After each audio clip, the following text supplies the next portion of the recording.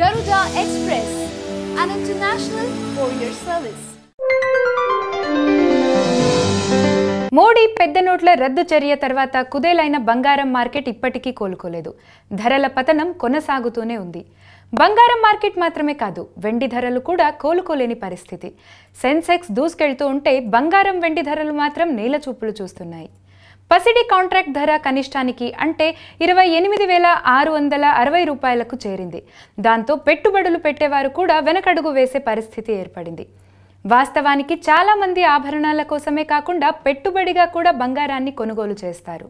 Jewellery రూపంలో కొందామంటే అసలు ధర కంటే 30% ఎక్కువ చెల్లించి కొనాలి. మేకింగ్ ఛార్జీలు భరించాలి.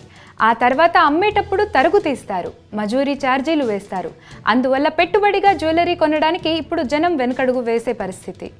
నాణేలు, కడ్డీల రూపంలో కొంటే వాటిని భద్రపరచడం సమస్య. అయితే బంగారం పెట్టుబడి పెట్టడానికి ఇంకా అనేక మార్గాలు అందుబాటులో ఉన్నాయి. డిమాట్ రూపంలోనూ పెట్టుబడులు పెట్టొచ్చు.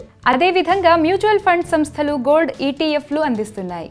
ఎన్ఎస్ఈ ద్వారా ఈ గోల్డ్ కొనొచ్చు. గోల్డ్ ఫ్యూచర్స్ ద్వారా కూడా ఇన్వెస్ట్ చేసే వీలుంది. సోమవారం 29,250 దగ్గర మొదలైన కాంట్రాక్టు ఆ తర్వాత దిద్దుబాటుకు గురై 28,660 రూపాయల దగ్గర కనిష్ట ధరకు చేరింది. అదే ట్రెండ్ కొనసాగుతూ 1.29% నష్టంతో 28,873 దగ్గర నష్టంతో ముగిసింది. ఈ వారం ధర 29,000 రూపాయలకు వెళ్లకపోతే కాంట్రాక్ట్ మరింత బలహీనంగా కనిపించే అవకాశం ఉంది. ఈ నేపథ్యంలో 29,062 రూపాయల వద్ద షార్ట్ సేల్ పొజిషన్ తీసుకోవచ్చు. అలాగే 29,195 రూపాయల దగ్గర స్టాప్ లాస్ పెట్టుకోవాలి. అదేవిధంగా వెండి కాంట్రాక్ట్ కూడా మార్చి నెలలో 41,190 రూపాయల దగ్గరకు వెళ్లినా అది ఇప్పుడు పడిపోయి 39,400 రూపాయలకు పడిపోయింది. ఈ పరిణామాలు పెట్టుబడిదారులను కలవరపాటుకు గురి చేస్తున్నాయి. అందుకే బంగారం, వెండి కొనుగోలు చేసేవారు ఆచితూచి నిర్ణయం తీసుకోవాలని మార్కెట్ నిపుణులు చెప్తున్నారు.